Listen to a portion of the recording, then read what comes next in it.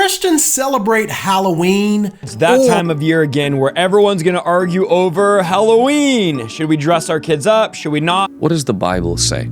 Are there any hints in the scripture, especially in the New Testament, that would indicate that Christians should and perhaps use this holiday or this event to draw people to salvation, or should we completely stay away from Grace. Well, it's kids dressing up, it's eating candy, having fun. I'm pro-kid, I'm pro-candy, I'm pro-fun. Grace was like, but there's so much demonic, like witchcraft, zombies, vampires, skeletons, and also the way that grown women dress, it's reprehensible. Holiday. Some Christians saying that the origins of Halloween are actually Christian and that there's nothing wrong with celebrating it, while others saying it's Satan's birthday and any participation is a form of demonic worship. Is there a line that Christians should never cross when it comes to Hallows Eve? Or, if you're reformed,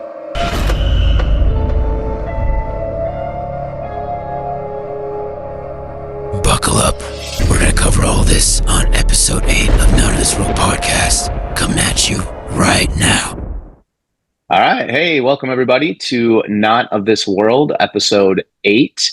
I'm Josh, and I've got my buddy Steve here as well. This is actually our second time today making this episode. We don't know if it was a spiritual attack or what, but we are doing something a little different than usual. Steve's out of town with his family, and we didn't want to skip a week of that podcast, so we're doing a recording over Zoom. And you can't tell by my background, I'm very far away. he's in Norway again. Iceland, Norway, somewhere in there. Too, yeah. So he's having a great time. But no, so we recorded an entire episode earlier today, and we both heard it say recording began at the beginning. We both heard it say recording complete or ended or whatever it says at the end, and the video disappeared. We have no idea where it went, so we're really hoping for some better fortunes tonight. And so yeah, we don't know if it was a spiritual attack, but we do know that we both started the last episode without praying, and that was a big mistake on our part. Amen. So yeah, here we are doing it again. Hopefully it's going to still sound genuine and good, because now we're going to be trying to kind of repeat stuff that we said already. So we'll try and avoid that. As you can tell from the introduction, we're going to be talking about Halloween, and you can tell from all the other people that from the introduction, this is not a conversation that's going to be the very first time you're going to hear this. I think that Josh and I are going to have a fresh approach, just because you're getting to know us and tell, like, as fathers, I think we're relating to a lot of our people watching. The demographic that YouTube tells us watching us, it's usually around the same age as us. And so I'm assuming it's parents. We're going to address some of the things about Halloween, the history of it. So without further ado, I'm going to go ahead and play the video for the history of Halloween, just so we're on the same page. I found this video to be fun. So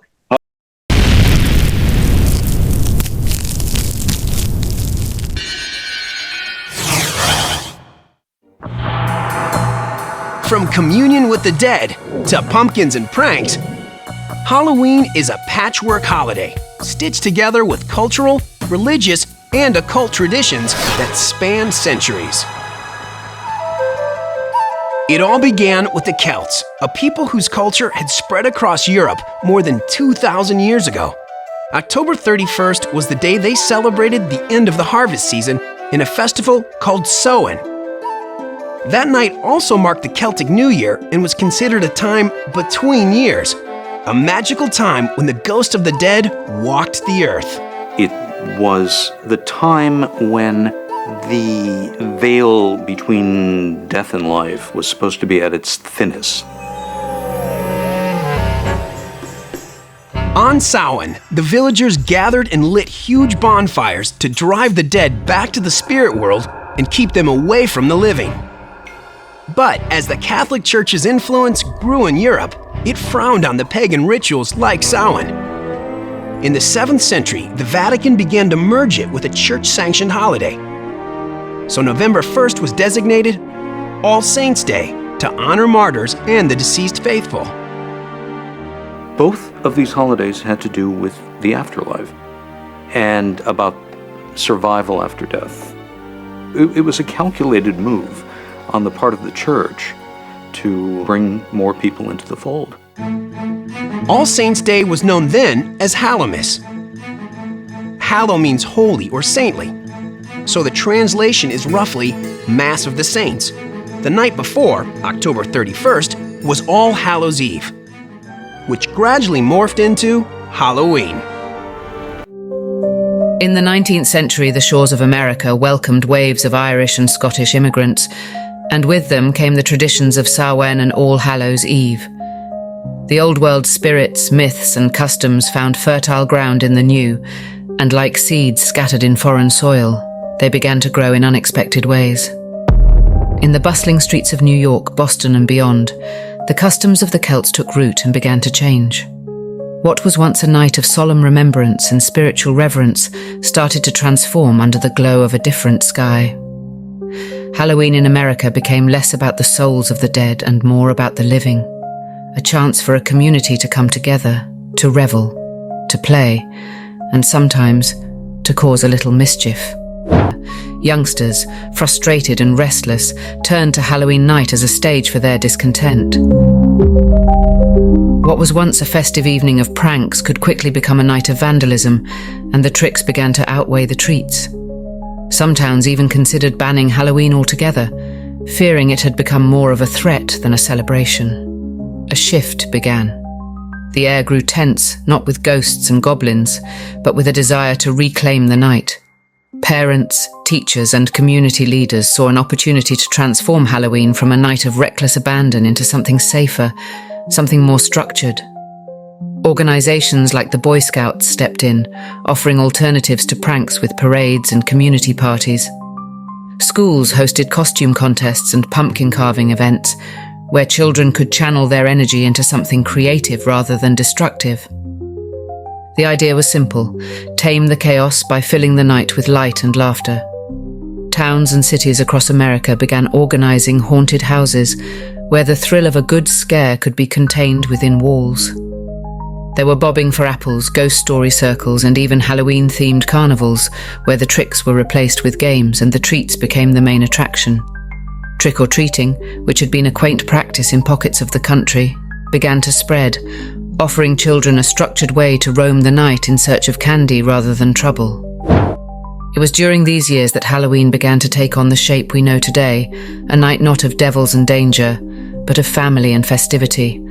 What had been a wild, unpredictable mischief night was slowly transformed into an evening where children dressed as pirates and princesses, witches and superheroes, knocking on doors with an open hand and a hopeful smile. Halloween shed its darker skin once more, emerging as a night of organized joy rather than unrestrained mischief. Yet, beneath the costumes and the candy, the old spirits still lingered, reminding us that Halloween's heart beats with both sweetness and shadows. The transformation was nearly complete, setting the stage for Halloween to grow into the beloved, family-friendly celebration that would captivate generations to come. In the 1930s and 1940s, the call of trick or treat began to echo through the streets of America. It was a simple yet ingenious idea, a way to manage the wild pranks of Mischief Night by offering children a sweeter incentive. Rather than risk tricks, households could buy peace with a handful of candy, and so a ritual was born. The phrase trick or treat carried with it a playful threat wrapped in sugar, a choice between a harmless trick or the sweet reward of a treat. Children would don their costumes, transformed into monsters, ghouls and jesters, and move from house to house with bags and buckets, their steps filled with excitement and just a hint of mischief. For a few hours on this autumn night, they ruled the streets. Behind every door was the promise of chocolate, taffy or caramel, a small price to pay to keep the goblins at bay. As America emerged from the darkness of World War II, the nation found itself yearning for community, for connection, and for moments of simple joy. Halloween, now entwined with the tradition of trick-or-treating, became a beacon for the post-war suburban dream. The sprawling new neighborhoods, with their rows of houses and white picket fences, became the perfect backdrop for this new family-centric Halloween. Here, children could roam safely under the watchful eyes of their parents, moving from one porch light to the next, their laughter carrying through the crisp evening air.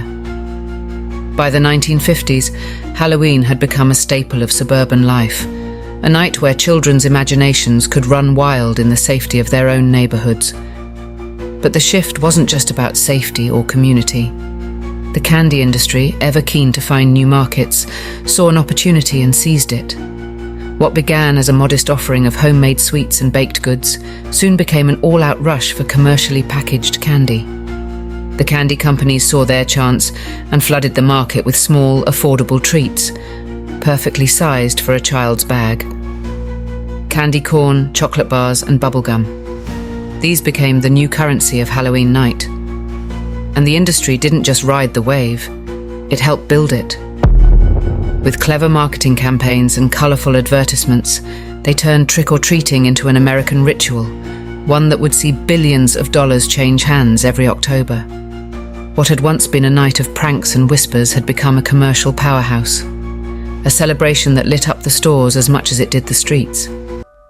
Halloween, the night when shadows stretch long and the veil between worlds grows thin, has travelled far from its ancient roots. From the fiery rituals of Samhain to the flickering screens of modern-day horror, this night has always been one of transformation, a celebration that has worn many masks, each reflecting the fears and desires of those who gather in its glow. Once it was a time to honour the spirits, to appease the restless dead and seek protection from the unknown.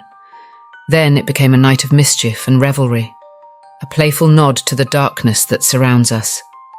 And now it has become a cultural juggernaut, fueled by candy, costumes, and the collective thrill of a shared scare.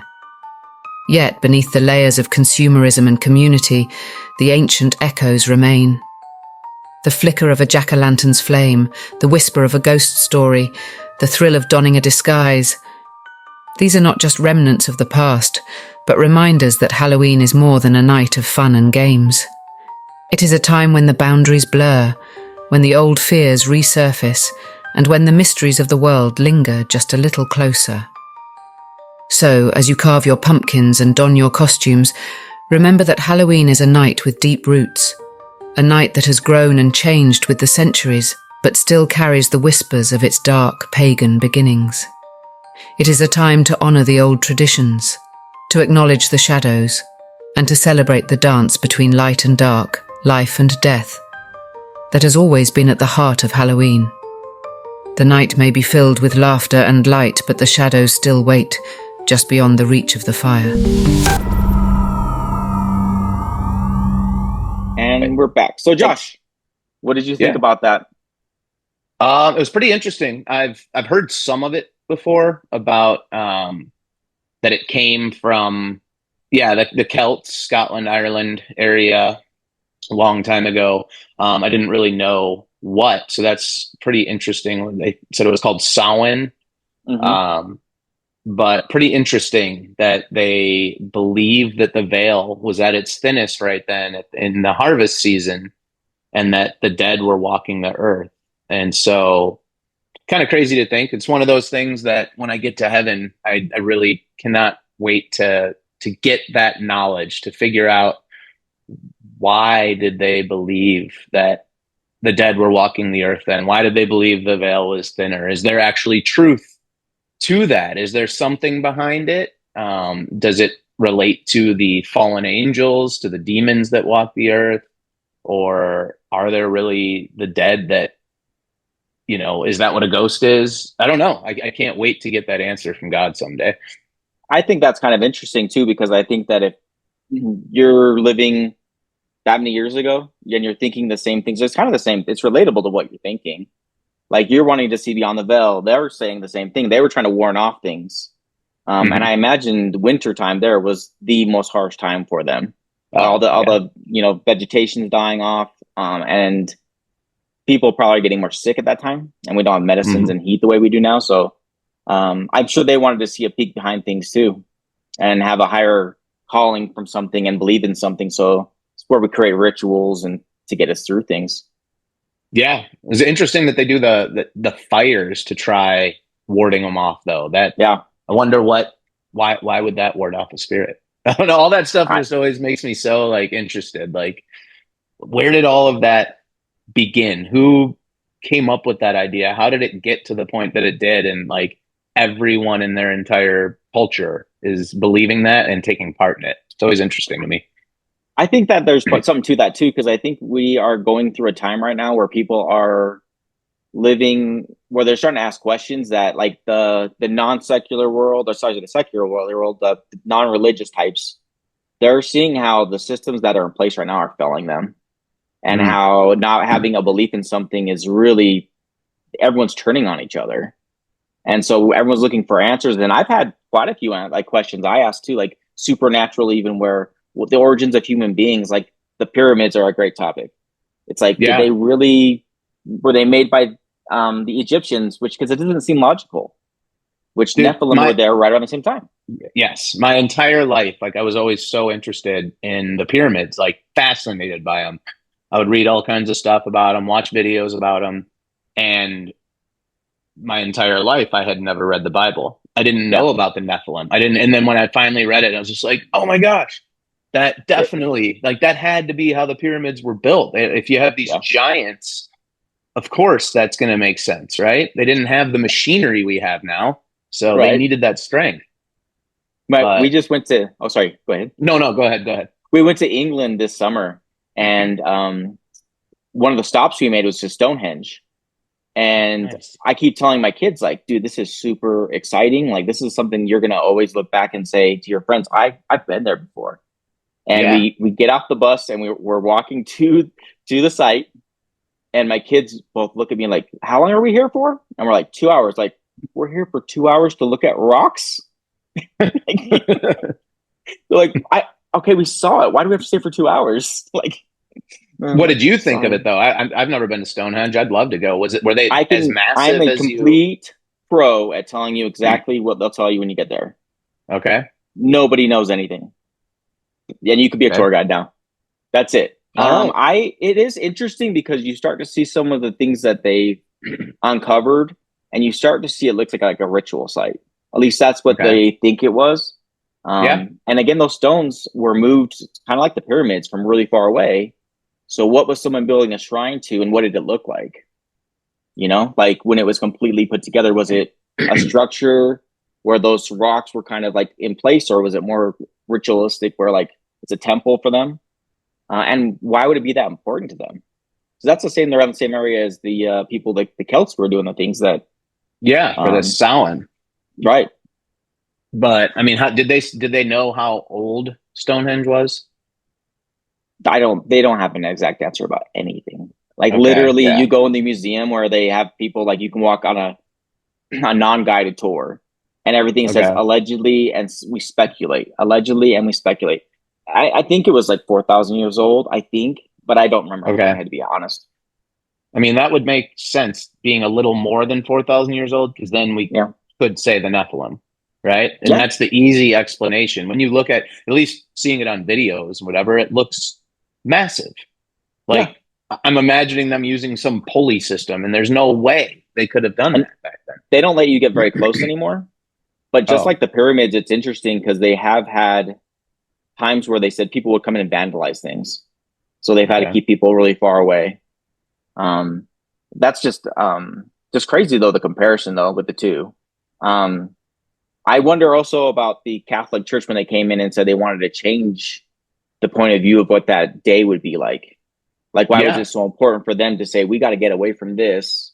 And how does that relate to today? Like, what do we do in our lives that we have a tradition and they're like, can't do that anymore? Like Halloween at school, they don't really do Halloween anymore. They do, at least at my kids' schools, they do book festivals where they can dress as a book character at school, and that's it. Is your kids' school different? Actually, no. Now that I think about it, they don't wear their costume on the school day. They're allowed. They always do like, similar, like you said, book day or something. My school, or my kids' school, every year they do something different where it's like superhero day or whatever. But do you remember growing up in the 80s when they had the costumes that were just the mask, and then there was the plastic suit, and you go to wear it, and if you wore it to school, by the time you got home, the bottom part was entire ripped. Even if you tried your best to get rid of it.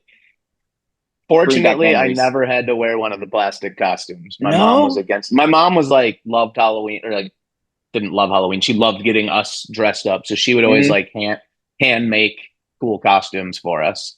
Yeah. So I had the eye-opening experience of when I was a kid, where I think the first time I remember getting dressed up, I dressed up as a pirate, and my mom dressed me, and I had cowboy boots on, and my pants tucked in, and then I had just a t-shirt that I wore all the time, and she put a patch on me.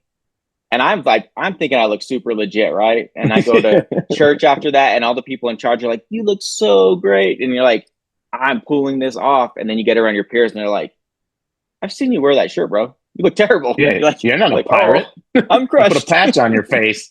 I'm like, "Arr." But no, that is interesting what you're saying about, kind of relating that to nowadays, because the church, it says, took over the holiday, right? And kind of merged it into their own thing to become All Hallows Eve. Or what did they call it? Hallowmas. Something like that. But that's interesting, because I kind of feel the same way about Halloween nowadays. They obviously took something that was pagan and not Christian, and they made it something good. And I kind of feel like that way with Halloween. It doesn't. I know. There's all these videos and all these people, ex witches and ex whatever. Oh, we're gonna watch some of it in a minute. No, I know. Yeah, but yeah, we'll get into all that in a little bit, I guess. But I was thinking about this today. One of the things that stood out to me, did you ever watch scary movies at all? Did you ever like them? Okay, so you remember the movie Exorcist? That was one of the first movies I thought was legitly that was really kind of creepy. Yeah. I remember watching a real life exorcism on YouTube a few years ago. Okay. And I was talking to one of my friends that's a pastor. And I don't know if I told you the story or not, but it's worth mentioning just as we segue into this next video. I don't believe you ever have. So the woman was speaking, and she definitely had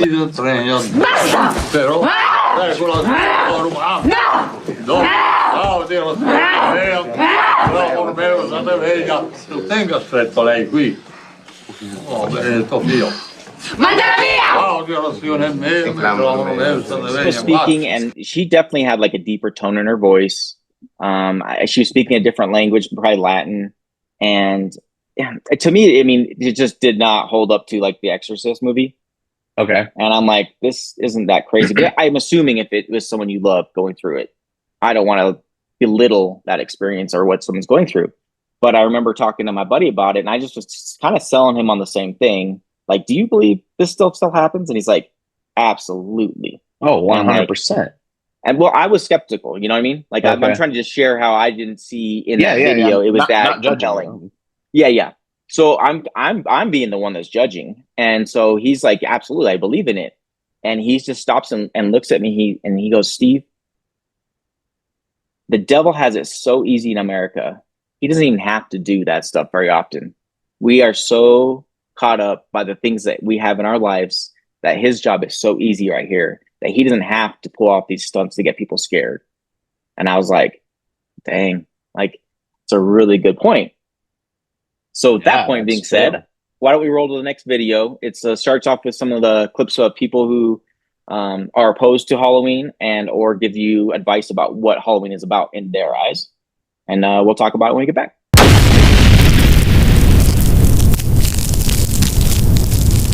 Worship me, right? We see it at the Super Bowl halftime performances, all these award shows. It's everywhere, and it's so blatant. And the concerts. What are some of the specific symbols you're seeing? Pentagrams, upside down crucifixes. The Ouija board is everywhere. I was just in a city, the suburb of Pittsburgh.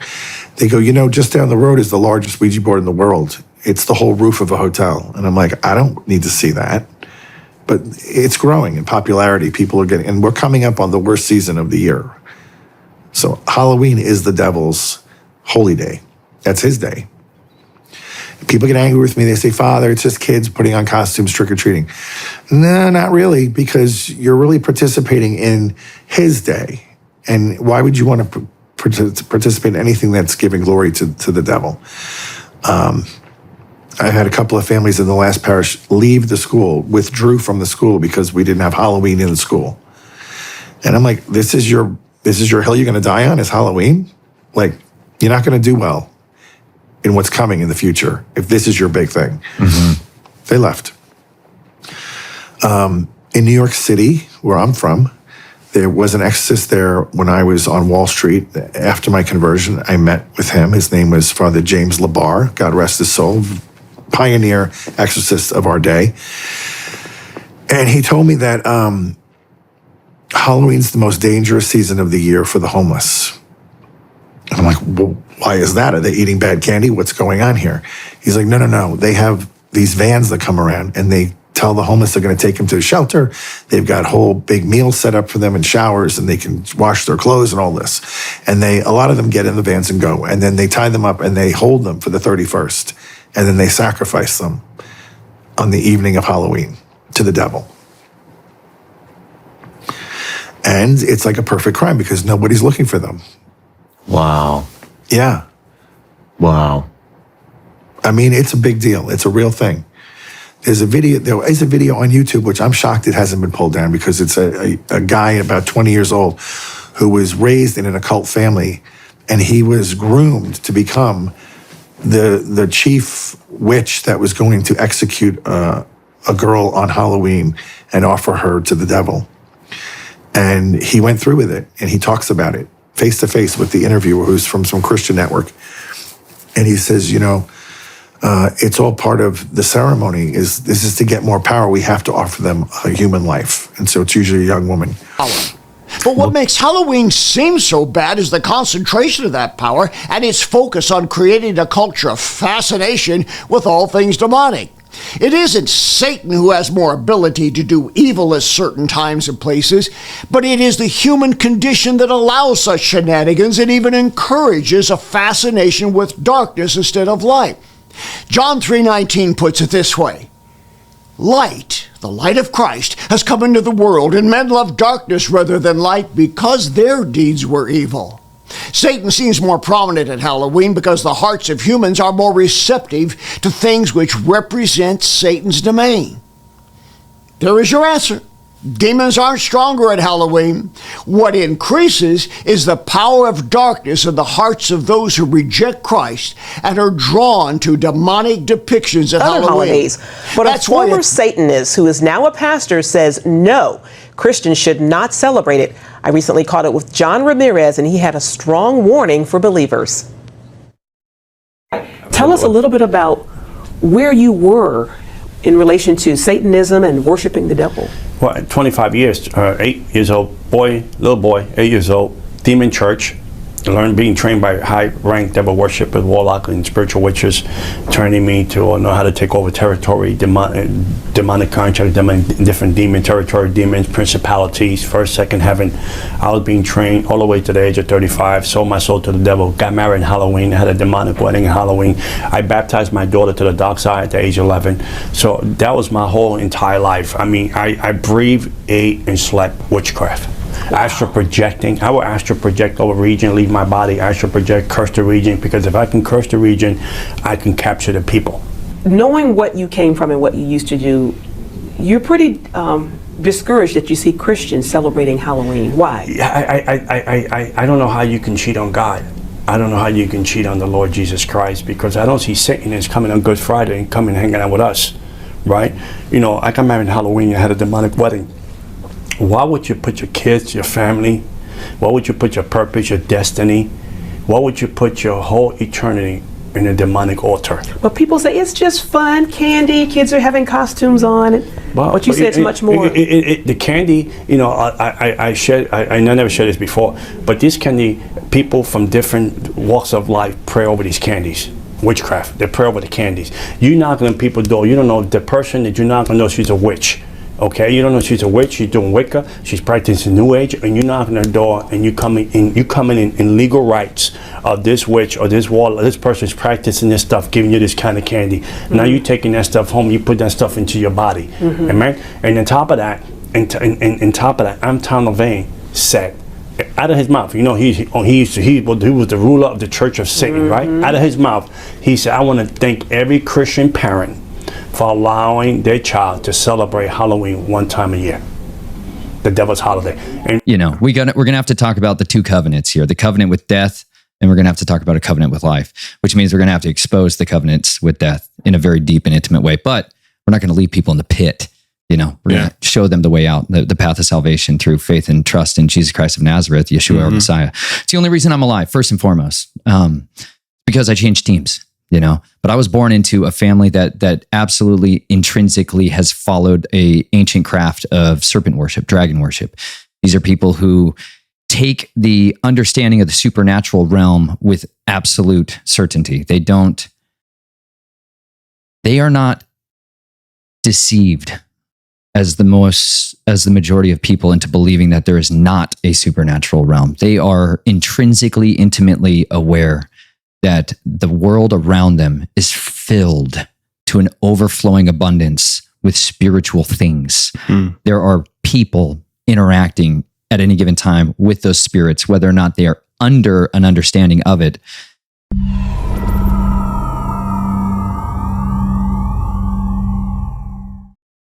Wow. So, I mean, the first two guys that you put on, they're actual exorcists, right? Yep. Yeah. So, I mean, listening to their opinion, that's probably some good advice to listen to, at least, right? They've been around some crazy stuff. I know I've actually been around deliverance of people. I wouldn't call it like full-blown exorcism, right? But what was that experience like? Well, some of it is videos of like friends showed me from that he was part of, and one was with a couple different guys, and it was nothing. I've never been around anything too crazy for it, right? So just like someone coughing and like you see this release come off of them. It's almost like you can feel the energy. And I don't know what they were releasing. I don't know, spirit of addiction or you know, I don't believe any like really major hardcore spirits, but I think people hang on to these demonic spirits without even realizing it. Tons and tons and tons of people. We did see remember we were leaving the Emerge conference and we were walking out of the tent and there was a really big guy and there was like 5 or 6 guys around him laying hands on him and he was grunting and stuff. And of course you're going to look back and be like, what's going on with that guy? And then I think you shared with me, like, he's probably being delivered. And I'd never seen anything like that. And it wasn't like I was making fun or laughing at the guy. It was more of like, is that guy okay? You know, you can just tell something's off and they're just like, And we showed that video afterwards too of someone else having their hands laid on them that we know in the van. I was supposed to go help out at a deliverance night at a buddy's church, and I was actually kind of excited for it. Like, whoa, I'm gonna see some crazy stuff at this. It was like a guy. I wish I could remember his name. He was a pastor that's well known for this. That was going to be there that night doing these deliverances, and he ended up showing me videos from it, and it's crazy. I mean, there's people throwing up. They're like falling down, just like. It's crazy to see. And like I said, the ones I've seen in person were more like what you saw at Emerge. And I've seen like little ones where the person, they don't even remember it when it's over. That's the crazy part. I always wonder if the ones that are really over the top are like the rare ones, or the people are going along with it. So it makes like kind of embellishing. Before I actually saw it live, and then also saw videos of people who I know that had it, like I watched it being done to them. But I didn't believe it. Like previously, you'd see it like on YouTube or something and just be like, okay, this is a little over the top. Like these people are faking or whatever. But I think that kind of rolls in that kind of rolls into what we were saying before about my conversation with my friend when he says the devil's job is so easy here, meaning that like we almost have been conditioned to not see the spiritual side of what the world is. Oh, definitely. Like programmed to be like, even talking about it, you look at someone like, what are you talking about? You believe in a spiritual world?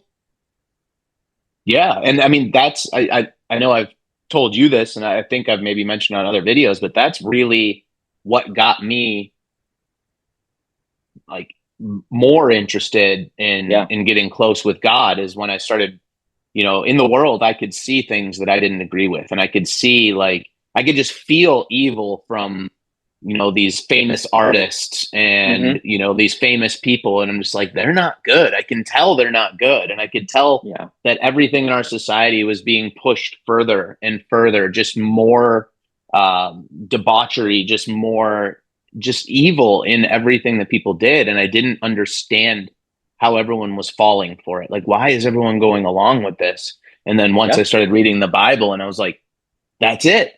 This is all demonic. Like there really is this spiritual world going on around us that we don't see. But yeah, like you said, it's in America, it's like people don't realize that we're part of this. They're just so focused on being in the world. They're so focused on being a part of whoever, have you seen this show? I gotta watch all the shows. I gotta make a certain amount of money. I need to be able to post on Instagram about this vacation that I took so I can keep up with them. I've gotta go as a single guy. I gotta go hook up with this many girls to be a part of, the cool whatever, just all of it. Right. And everyone's so wrapped up into it. Just like your buddy said, the devil has such an easy job here. He has just grasped our society and just has his hooks in it. It's crazy. I was watching this video of MTV did a show called Making the Band with P. Diddy. Mm-hmm. And everyone knows what happened with P. Diddy recently. The band got together. And what happened? What happened to P. Diddy? I'm just kidding. Sorry to cut you. I'll fill you in later. Okay. But Making the Band, it was like a TV show they made where he made a band together. We're like an R&B group, and they did an interview with these guys as things were going on. P. Diddy, and one of the guys in the band he started spilling the beans on what was happening, and he said he's like, you can get around Puff Daddy, P. Diddy, Sean Combs, whatever you want to call him, and he at moments is like the nicest guy to be around. He'll give you like a shirt off his back. And he's like, and it'd be just, you get into these certain situations where he got stuck into his system and he switched. He's like, I don't know how to explain it. And as he's telling the story, he's starting to get emotional. And it's all grown men talking right now. And all these guys, you can just start seeing them slowly. Like it's like 5 or 6 of them. They all start breaking down and start crying. Because only one guy's brave enough to talk about it. But they was talking about the switch and who he becomes. And they were just like, they all started crying. And then they cut the interview and then they kept rolling. But these guys start hugging each other. And like, it put some real life twist on some things that you're like, oh, it's baby oil and a bunch of dudes. But when you get in a situation like that where it's demonic, we just mentioned, we've seen things and it wasn't that scary. But I imagine there are situations in this world that I think we're going to cover some of it coming up soon that it is really scary, the spiritual side. Definitely. Well, there's so many different kinds of spirits, right? Yeah. So spirit of addiction, that's not scary. It's a bad thing to have. Yeah. Spirit of lust can be whatever, but you've got the Jezebel spirit. You've got, like the real more hardcore ones. And if someone is infested with the stronger, more powerful demons, that's where it can get scary. Yeah. I actually think about this sometimes with how Jesus was very clear on us not judging other people, right? Mm-hmm. And I think about that sometimes in this realm. So when someone is horrible, like say P. Diddy, right? From the things that we kind of know that he did or whatever, who knows what's inside of him?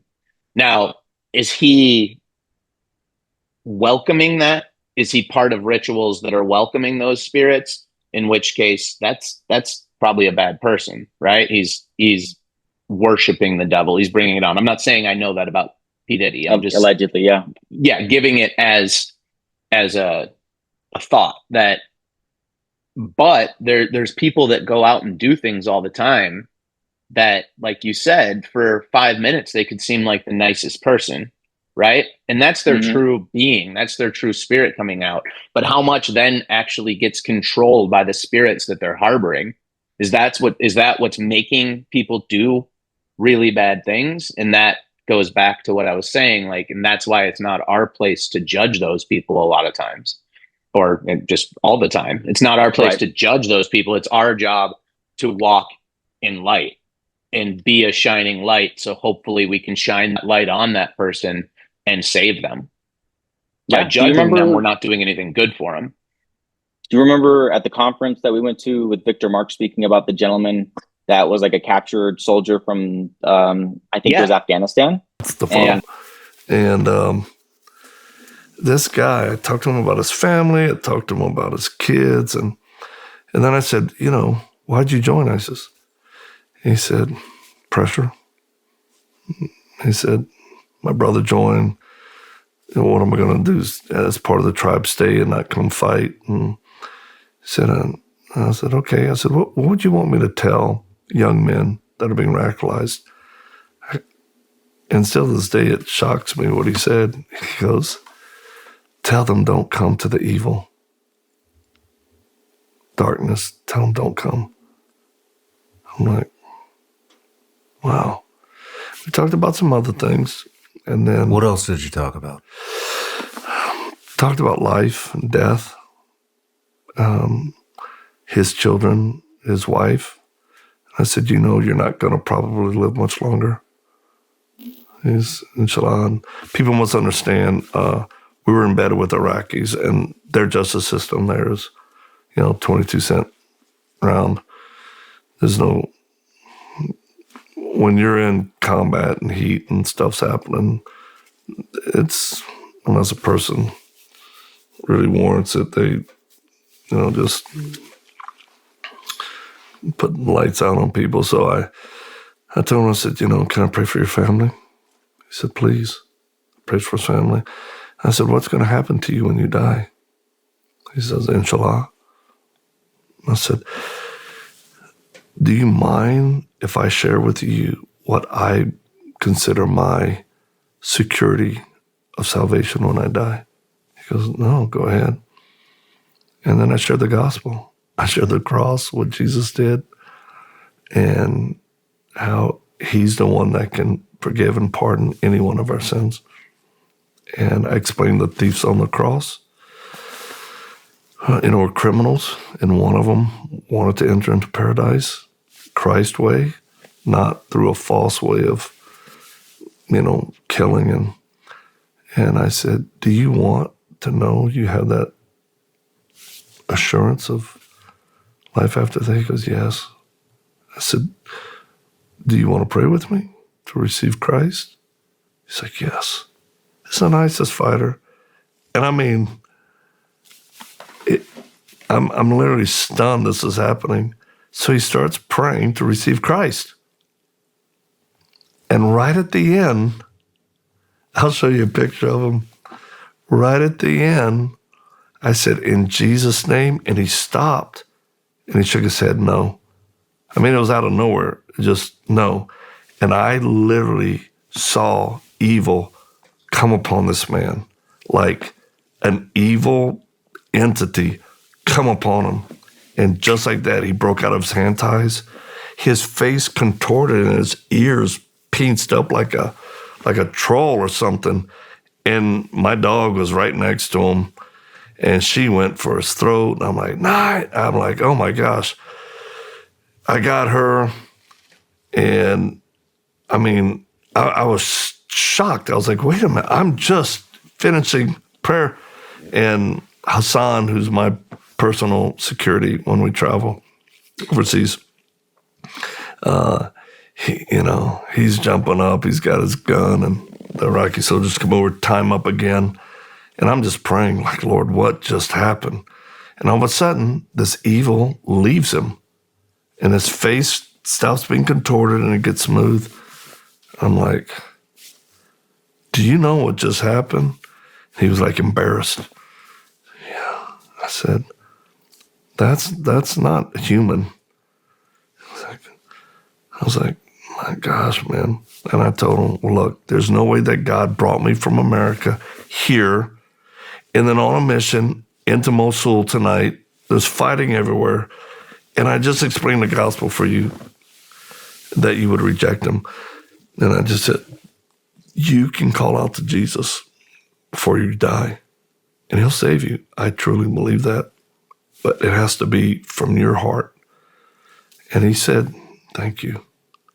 And I took him away. Where it was like, and we don't want to get into politics and stuff like that, but there's something brewing right now. If you watch anything with social media, where this culture that we're talking about, it's brewing right now. And I think people need to be aware of, like, the scary things in life are the people who are going to be taken by these spirits. Yeah. And not Halloween to me. What's that? I said, not Halloween. It's not kids going out looking for candy, even if people want to act stupid that night. It's the real life threats that we face every day. It is. And that's what I was going to say with the Halloween aspect is, are people welcoming it into their lives? And I think that's the warning there from those pastors is, in a way, by participating in Halloween, you are welcoming these spirits into your life, right? In a way. Yeah. So, but in our society nowadays, it is all around us. People are welcoming it in without even realizing it. And that's how it's just gotten so far that so many people are harboring demons at this point, that what your buddy said is so correct. Like, yeah, it's easy. The devil has it so easy right now in our society. The music, the movies, the television shows, the media, the politicians, just every single aspect, just the corporate takeover of our entire world, everything. Yeah.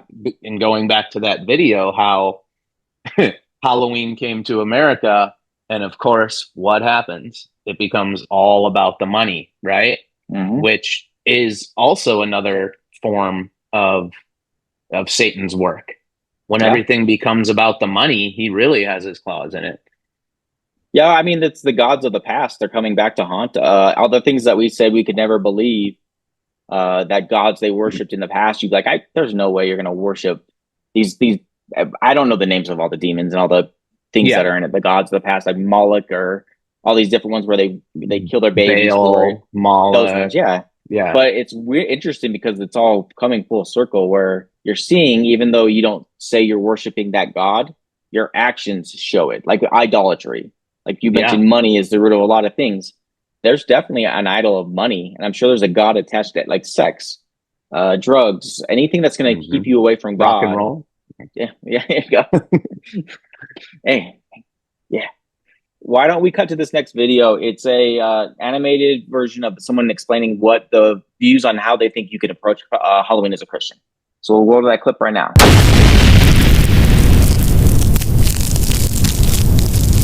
That Christians typically ask is, should I celebrate Halloween? And there's a good reason for that. Because for the whole month of October, there are decorations everywhere that promote the idea of death and fear. But rather than tell you whether it's a sin to celebrate Halloween, I'd like to offer some advice on how to approach the holiday. Because regardless of what we do, Halloween happens every year. So it's not a question of if you should celebrate, but how you should participate while still honoring God. One thought that I want you to think about is that Christians throughout centuries have had to live in very sinful cities that had horrible practices. And those believers all had to think about the right approach to the evil that they encountered. So understand that finding the best way to approach evil is something that every Christian should think about. So regarding how strict you should be when it comes to Halloween, we leave that up to you. I'd say that developing your own convictions is a personal journey. And my hope for this video is to help you reflect on how you should approach Halloween so that you can come to your own conclusion. So if you're considering if or how you should celebrate this holiday, let me remind you of 5 things to think about as you approach it. Approach Halloween as a holiday that you could participate in. Approach Halloween as a day to identify convictions and honor God. Approach Halloween with wisdom and discernment. Approach Halloween as a spiritual battle, and approach Halloween as an open door for good or evil. To close, when it comes to Halloween, I think we as Christians should really use it as an opportunity to reach people. So instead of thinking if we can celebrate Halloween, we really should be asking how we ought to participate so that we can potentially lead people to know more about God. And one thing that I'm finding to be true is that people are incredibly curious about the spirit world. And the Bible does have answers to these questions. And if we play our cards right, I think we can help a lot of people know and understand the truth about the devil, demons, and God. So don't hide on Halloween, but be a light and point people back to God. And as you do this, always remember, Jesus loves you.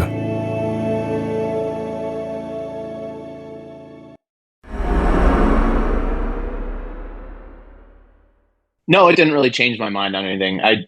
My opinion is very similar to yours. I do think that what the pastors are saying hold a lot of weight, and I've seen a lot of videos of other things outside of it where it's, former witches or Satanists or whatever talking about how they astral project or do whatever, and they, can that they all celebrate it on Halloween. But to me, I'm not celebrating Halloween, right? Yeah. I don't want to be that guy who takes fun away from my children and, makes everything way too serious. I don't think it needs to be taken that serious. I believe I don't walk in fear, I don't walk in fear in my life, and I don't want to fear something that I don't believe I need to fear. I trust God. I trust that God will protect me and will protect my family. And we're not out praying to spirits or worshiping spirits or bringing them upon ourselves. Right. I'm trying to walk in light where I'm still loving to people. My children are loving, good kids. So when we're walking around and trick-or-treating and doing whatever for Halloween, I think we're doing it in a Christian way. And I'm not really too worried about spirits or anything. My kids aren't dressing as demons and trying to act like demons. But I think kind of similar to what the church did with that Samhain holiday from the Celts. They took it and made it a church activity. And that to me seems like that's the roots of Halloween, right? Yeah. Well, so I mean, the day to honor the dead. And I don't know, the question I asked when we recorded this prior to, and I don't know maybe if your answer would have changed, but I asked you, what do you think Jesus would do if he was on earth today and it was Halloween? Would he stay in his house and stay tucked away, or would he actually be like, this is the night where I'm going to go out and talk to the most people? Because I think there's a chance and an opportunity. I shared that we might start getting those little plastic Jesuses and have it out for people to take, which I think would be a great way to be non-pushy and share that you're a Christian and still show you're participating. I think your idea of handing out those little Jesuses is an awesome idea. Have that available to give the candy. And I just feel like anything bad, God does it all the time in our lives, like the Charlie Kirk shooting. God took something horrible and he's making it for the good, right? I feel like we can kind of do the same thing with Halloween. We can turn any works of the devil, we can turn them into good for God. And answering your question about Jesus, I 100% think he would be out, because Jesus was in the world, but he was not of the world, of this world. And that's the name of the podcast. That's where we were going with it, is we still have to be in the world no matter what we do, but we don't have to be of the world. We need to be above it. We need to walk like Jesus and spread his light and his love and his good news where we go. And so whether that be on All Hallows Eve, or that is on November 4th. Yeah, it seems like that's the progression of everything. It's not just Halloween night. Halloween night is like a little glimpse of how our society's just taking things further and further and further in the wrong direction. And like I mean, if you looked at something that would be considered a risque outfit when we were kids, you look at it now and it's like, that would be pretty modest. I really haven't experienced that many bad things. I think I talked about this in the last video we shot, but all the speculation about kids getting poisoned with candy. That was always something I heard as a kid. And I looked up the roots of it, and it's just a dad that actually poisoned his own kids. And one of his kids died, if not two of them died, which is terrible. Part, I've never met anybody that had anything crazy happen to them on Halloween. Yeah, me neither. I'm sure the media got a hold of that and spun it into this and into what it's become nowadays. The media loves making people fear things. It sells. They get the watches, they get the clicks. When people are afraid, they want more information, they want more of this, and it keeps them coming back to the news. And that's another aspect that Satan has put his paws into our society, is through our media, through our news stations. No, I think that we're all so shocked from everything in what we're seeing in the news every single day, that like even just the last 2 months of seeing the things that have happened to people on your social media as you log in, or the girl that got stabbed in Charlotte, that video, that you want to talk about something that scares me, that video haunts me. So what I'm saying is, like, if you think Halloween's bad, like, you gotta start thinking about what you're putting in your face every single day as opposed to just Halloween. Yeah, to me, that's bigger, is what we're taking part in every day. Because Halloween to me is basically just another day that I will try to be wholesome. I will try to be loving and kind, and I will try to walk in the light of the Lord. And that's what our goal should be every day. And so I don't feel like anything really needs to change in my life on that day. We're going to have 3 more weeks of talking about some of the more supernatural things. I think this is going to be some of the funner episodes we get into, because it's going to be, for lack of a better word, clickbait for some people, because they're going to be like, ooh, that's an interesting topic. But I think that's going to be fun for us. Like, I think it's going to be a cool way to have some people who aren't Christians come and talk to us or watch our content. Is there anything that you're looking forward to in the next few weeks to talk about? I brought it up a little bit earlier, but just kind of how I really started coming back to God. And I've just always been so interested in the demonic influence in our society. So just kind of all of it, it's so present and so in our face anymore, and that people don't recognize it and people can't see it. But to me, there's no greater proof of God and his power and his goodness than what is actually happening in society with the devil. And so that's what really excites me, is when you can prove and you can see that this stuff's there has to be the other side of it. You know, there has to be the good, the opposite of the evil. And God is that good, and God is that love.